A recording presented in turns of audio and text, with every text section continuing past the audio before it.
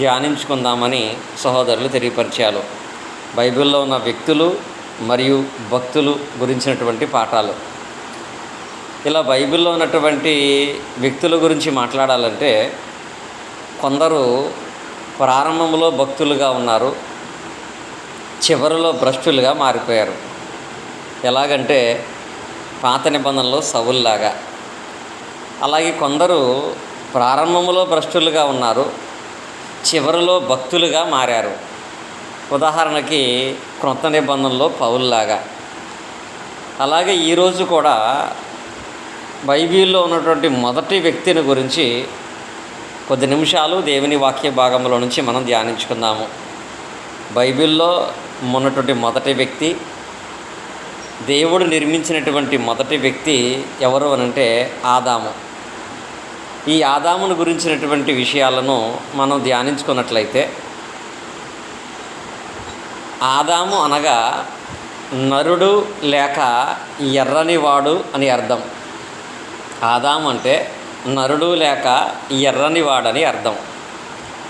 ఈ ఆదాము బ్రతికిన కాలం 930 సంవత్సరాలు. ఆదాము బ్రతికిన కాలం 930 సంవత్సరాలు. ఈయన బ్రతికిన 930 సంవత్సరాల జీవిత కాలాన్ని 2 భాగాలుగా మనం చూడవచ్చు. ఈయన బ్రతికినటువంటి 930 సంవత్సరాలని 2 భాగాలుగా మనం చూడవచ్చు. మొదటి భాగం లేక మొదటి స్థితి 1-2 అధ్యాయాల్లో కనపడుతుంది. రెండవ భాగం లేక కడపటి స్థితి 3-4 అధ్యాయాలలో మనకు కనపడుతుంది.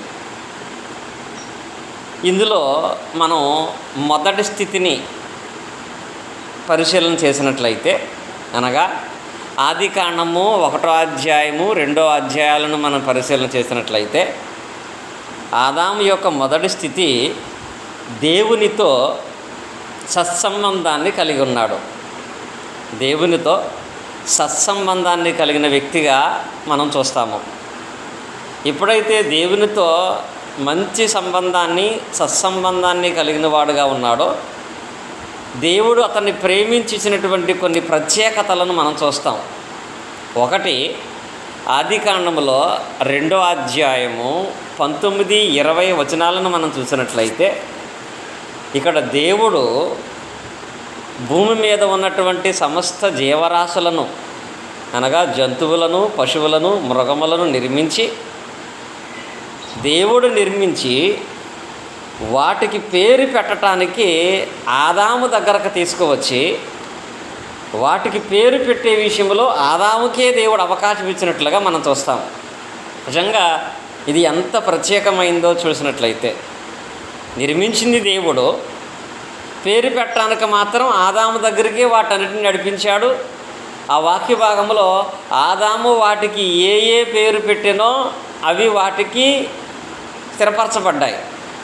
జంతువులు కానీ, పశువులు కానీ, మృగములు కానీ ఆయన ఏ పేరు పెట్టాడో ఆ పేరే వాటికి స్థిరపరచబడినట్లుగా ఆ వాక్య భాగంలో మనం చూస్తాం. నిజంగా ఇది ఎంత ప్రత్యేకమైంది. ఈ రోజుల్లో ఎవరైనా ఒక కుటుంబంలో పుట్టినటువంటి బాబును కానీ, పాపను కానీ మన దగ్గరికి తీసుకొచ్చి, మాకు బాబు పుట్టాడు, మాకు పాప పుట్టింది, మా పాపకి మీరు పేరు పెట్టాలి అంటే నిజంగా అది ఎంత హ్యాపీగా ఫీల్ అవుతారు సేవకులు.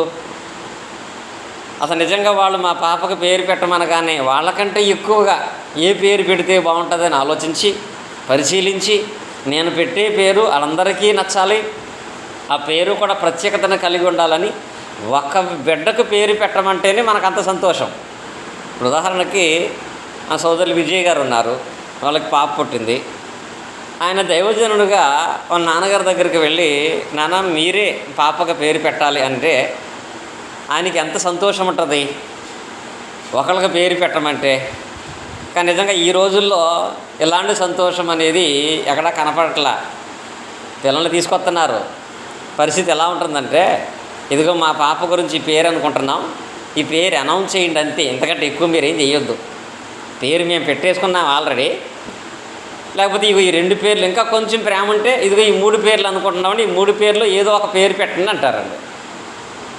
కానీ ఇక్కడ దేవుడే, సమస్తము ఎరిగినటువంటి దేవుడే సమస్తమైనటువంటి ఆ జీవరాశులను ఆదాము దగ్గరకు తీసుకొచ్చి నీవు వీటికి పేరు పెట్టు, ఆయనే ఇక్కడ తీసుకొచ్చాడు, ఆదాముని పేరు పెట్టమన్నాడంటే నిజంగా ఆదాము విషయంలో దేవుడు ఎంత ప్రత్యేకమైన ప్రేమను కలిగి ఉన్నాడు.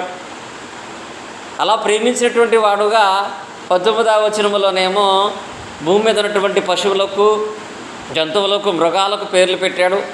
20వ వచనంలోనేమో ఆకాశ పక్షులకు, సమస్తమైన జీవరాశులకు కూడా ఆదాము పేరు పెట్టినట్లుగా అక్కడ ఉన్నటువంటి వాక్య భాగంలో మనం చూస్తాము. ఇది దేవునితో సత్సంబంధాన్ని కలిగి ఉన్నప్పుడు దేవుడు అతనికి ఇచ్చినటువంటి అధికారం. ఆదికాండం 1:28-29లో కూడా మీరు ఫలించి అభివృద్ధి పొంది భూమిని నిండించండి, ఈ భూమిని మీరు ఏలండి అని కూడా దేవుడు ఆదాముకి అధికారం ఇచ్చినట్లుగా మనం చూస్తాము. ఇంకా తర్వాత రెండవది, ఆదాము విషయంలో దేవుడు ప్రేమించినప్పుడు కలిగినటువంటి గొప్ప ధన్యత ఏమిటి అంటే, ఆదికాండం మనం చూసినట్లయితే 2వ అధ్యాయములో, ఆదికాండము 2వ అధ్యాయము 9వ వచనంలో ఒక ప్రాముఖ్యమైనటువంటి విషయాన్ని, అనగా ఆహార విషయంలో ఆదామును దేవుడు ప్రేమించి ఇచ్చినటువంటి ఒక ప్రాముఖ్యమైన క్రమాన్ని మనం చూస్తాము. ఆదికాండం 2వ అధ్యాయము 9వ వచనములో, మరియు దేవుడైన యెహోవా చూపునకు రమ్యమైనదియు ఆహారమునకు మంచిదియునయున్న ప్రతి వృక్షమును ఆ తోట మధ్యను, జీవవృక్షమును, మంచి చెడులు తెలియచ్చు వృక్షమును నేల నుండి మొలిపించినని మాట రాయబడింది. ఈ వచనాన్ని మీరు ఆలోచించారా? దేవుడు ఆదాముకి ఆహారం ఇచ్చినప్పుడు కూడా మంచి చెట్లు తెలివినిచ్చే వృక్ష ఫలమే అందంగా చేయలేదండి. అక్కడ దేవుడు ఆదామును సృష్టించినప్పుడు అతనికి ఇచ్చే ఆహారాన్ని ఎలా చేశాడంటే, ఒకటి చూపునకు రమ్యమైందంట. అంటే తినటానికి దేవుడిచ్చినటువంటి ప్రతి ఆహారము చూడటానికి అందంగా ఉండేలా చేశాడు. రెండవది, తినటానికి మంచిదిగా చేశాడు.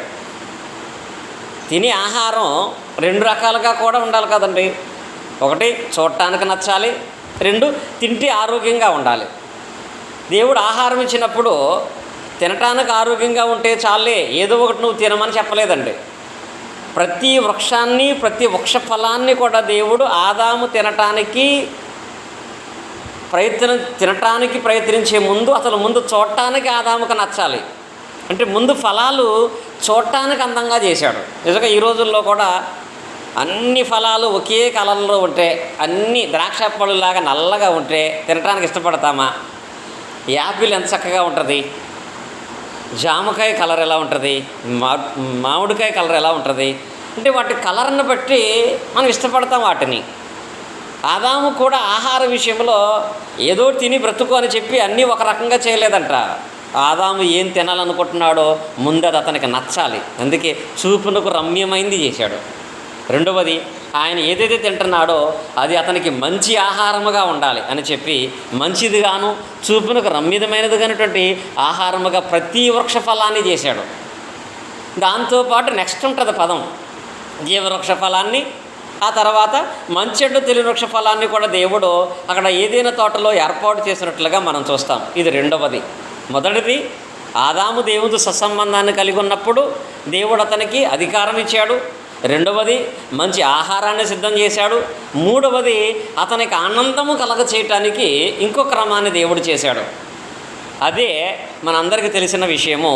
ఆదికాండము 2వ అధ్యాయము 18వ వచనములో దేవుడైనటువంటి యెహోవా నరుడు ఒంటరిగా ఉండటం మంచిది కాదు అని చెప్పి వానికి సాటి అయిన సహాయము కొరకు ఒక స్త్రీని చేద్దామనుకుని దేవుడు ఆదామునకు ఆనందమును కలుగు చేయటం కొరకును సహాయము చేయటం కొరకును అవ్వను తయారు చేసినట్లుగా మనం చూస్తాము. ఈ అవ్వను తయారు చేసిన విధానంలో కూడా ఆదామును గాఢ నిద్ర కలుగు చేసి ప్రక్కటెముకను తీసి మాంసమును తీసి ఆ ప్రక్కటెముకను మాంసమును ఒక స్త్రీనిగా తయారు చేసి ఆ స్త్రీని కూడా మనం చూసినట్లయితే 22వ వచనంలో స్త్రీను తయారు చేసిన తర్వాత ఆ స్త్రీని కూడా ఆదాము దగ్గరికి తీసుకొచ్చాడు. మళ్ళీ ఆ స్త్రీని కూడా ఆదాము దగ్గరికి తీసుకొచ్చాడు. ఆదాము కూడా ఎంత జ్ఞానంగా అక్కడ మాట్లాడతాడు అంటే, చాలామందికి మంచి చెడ్లు తెలివించే వృక్షఫలం తినకపోతే అసలు మనిషికి జ్ఞానమే ఉండేది కాదు, ఏదో ఒక మురుకుల్లా ఉండిపోయేవాడు అనుకుంటారు. కానీ దేవుడు మానవుణ్ణి అసమర్థుడుగానో తెలివి లేనివాడుగానో ప్రారంభంలో సృష్టించలేదండి. అన్ని జీవరాశులకు పేర్లు పెట్టాడంటే అతనికి దేవుడు జ్ఞానం ఇవ్వలేదా? తర్వాత అతను గాఢ నిద్రలో ఉండగా అవ్వను చేస్తే ఆ తర్వాత దేవుడు అదే అవ్వను ఆయన దగ్గరికి తీసుకుని వస్తే ఆ అవ్వను చూడగానే ఆదాము మాట్లాడిన మాట మనం చూస్తామండి. ఆ అవ్వను చూడగానే 23లో ఆయన మాట్లాడిన మాట, నా ఎముకలలో నా ఎముక, నా మాంసములో మాంసము నరు నుండి తీయబడినది కనుక నారీ అనబడును. ఈ మాట ఎవరన్నారో తెలుసా? ఆదాము అన్నాడండి. నారీ అనే మాటకు అర్థం ఏంటంటే ఆడ లేక స్త్రీ అని అర్థం అండి. నారీ అంటే ఆడ లేక స్త్రీ అని అర్థము. అంటే దేవుడు చేసిన మరొక ఆకారానికి స్త్రీ అనే పేరు పెట్టుకున్నది కూడా ఎవరంటే ఆదామే. నేను పురుషుడిగా ఉన్నాను, ఈమె స్త్రీగా ఉందని చెప్పి నారి అనేటువంటి పేరుని పెట్టినట్లుగా వాక్య భాగంలో మనం చూస్తున్నాం. ఇంకా స్పెషల్ అంటే తెలుసా? ఆదికాండంలో 3వ అధ్యాయం మనం చూసినట్లయితే 20వ వచనంలో ఇక్కడ తాను కలిగి ఉన్నటువంటి భార్యకి ఆయనే పేరు పెట్టుకున్నాడండి. అసలు ఇప్పటి వరకు ఎవరో కూడా లేనటువంటి గొప్ప ధన్యత ఈయనకి, తన భార్యకి ఆయనే పేరు పెట్టుకోవటం. ఆదికాండము 3వ అధ్యాయము 20వ వచనంలో మనం చూస్తాం. ఆదాము తన భార్య అయిన తన భార్యకు అవ్వాను పేరు పెట్టెను. ఏలయనగా ఆమె జీవము గల ప్రతి దానికి తల్లి. అంటే తన భార్యకి తానే పేరు పెట్టుకున్నాడండి. నిజంగా ఇది చాలా గొప్ప అదృష్టం చెప్పాలంటే. ఇప్పుడు మన భార్యకి మనం సపరేట్గా పేరు పెట్టుకోవడం లేదు. వాళ్ళ పెట్టుకున్న పేరు కాక వేరే పేరు పెట్టి పిలిచినా వాళ్ళు ఊరుకోరు. నాకు పేరు లేదా అంటారు. ఇంకా ఆదాము విషయంలో స్పెషల్ అండి. ఆయన భార్యకి ఆయనే పేరు పెట్టుకుని, పైగా ఈ పేరు కూడా ఎప్పుడు పెట్టాడో తెలుసా? వాళ్ళు పాపం చేసిన తర్వాత భార్యకి పెట్టిన పేరు చాలా మంచి పేరండి. అవ్వ అనే పదానికి అర్థం ఏంటంటే జీవమునిచ్చినది.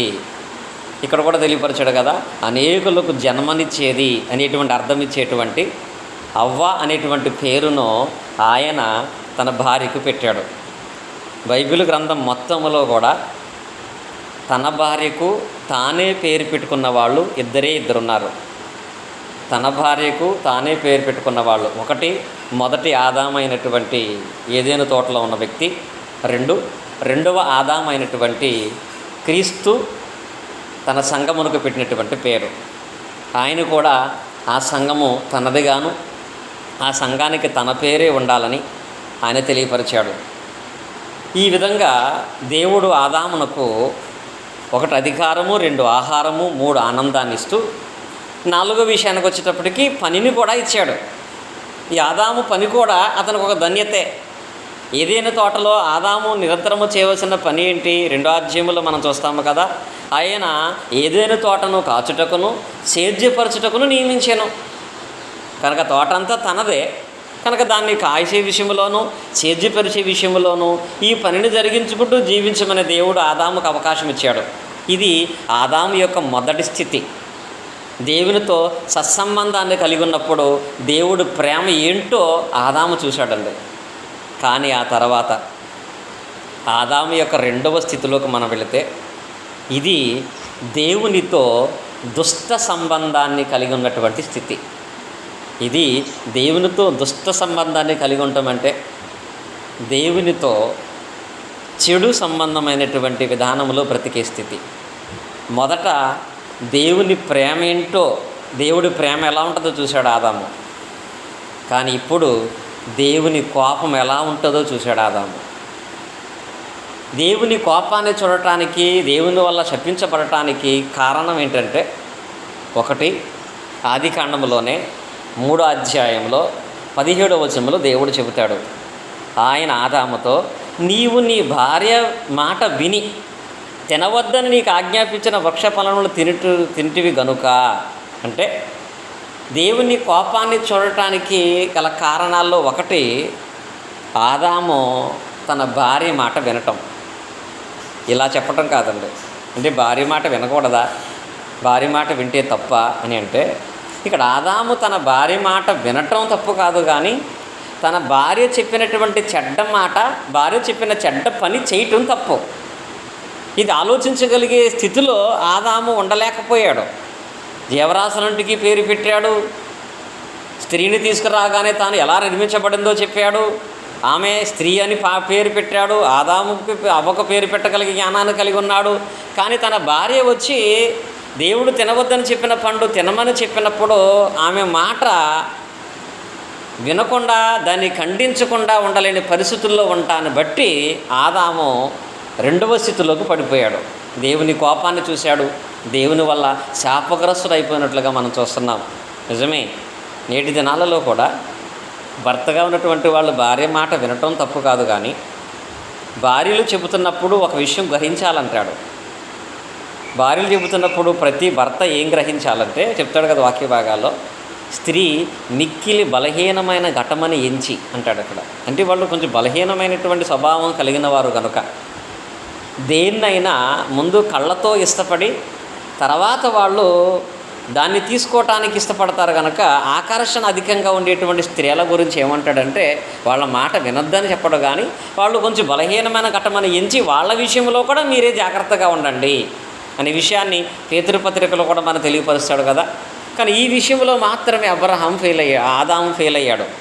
తన భార్య మాట చెప్పినటువంటి దేవునికి వ్యతిరేకమైన మాట విని దేవునికి ఎదుట పాపము చేయటాన్ని బట్టి ఆదాము రెండవ స్థితిలోనికి పడి దేవుని కోపానికి గురైనట్లుగా మనం చూస్తున్నాం. ఈయన మాత్రమే కదండి, బైబిల్లో చాలామంది.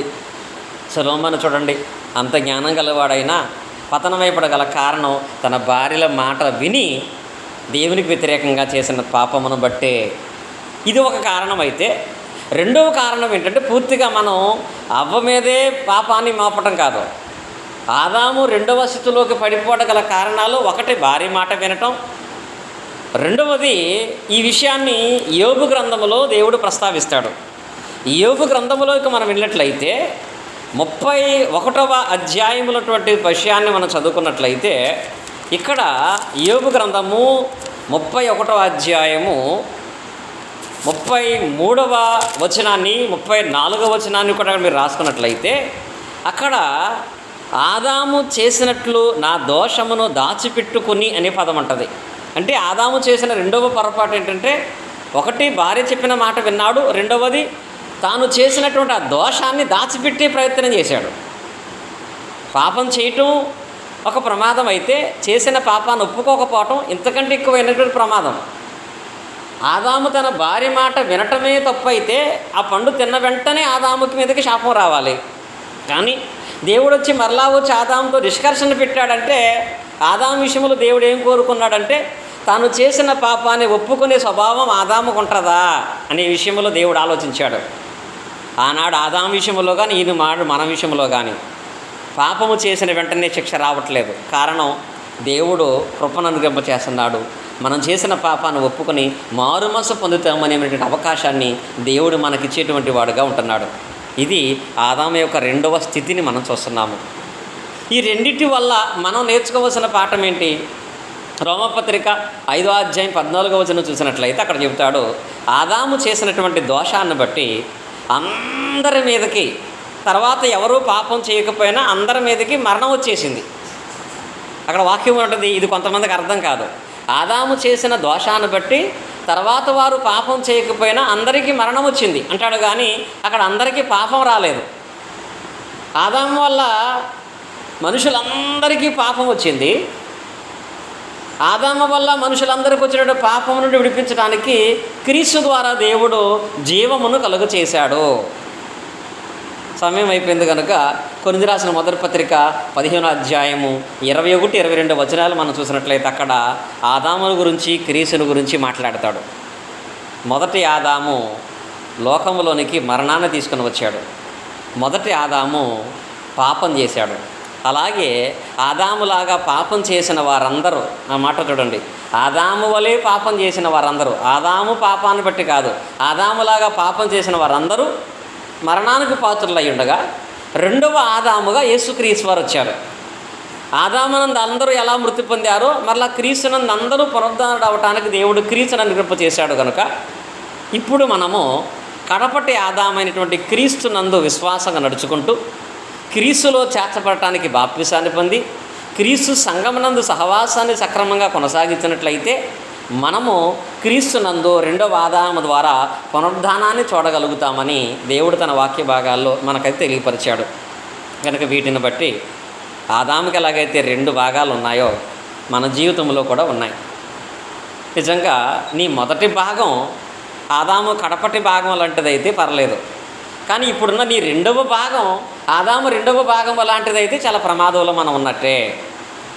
కనుక పాపము చేసి ఉన్నామా, దాన్ని ఒప్పుకున్నాము, దేవుడు క్రీస్తు రక్తము ద్వారా మన ప్రతి పాపమును కడిగి మనలను పరిశుద్ధులుగా చేస్తాడు. దేవుడు ప్రేమిస్తే ఆ ప్రేమ ఎలా ఉంటుందో ఆదాము మొదటి లైఫ్లో చూసాం.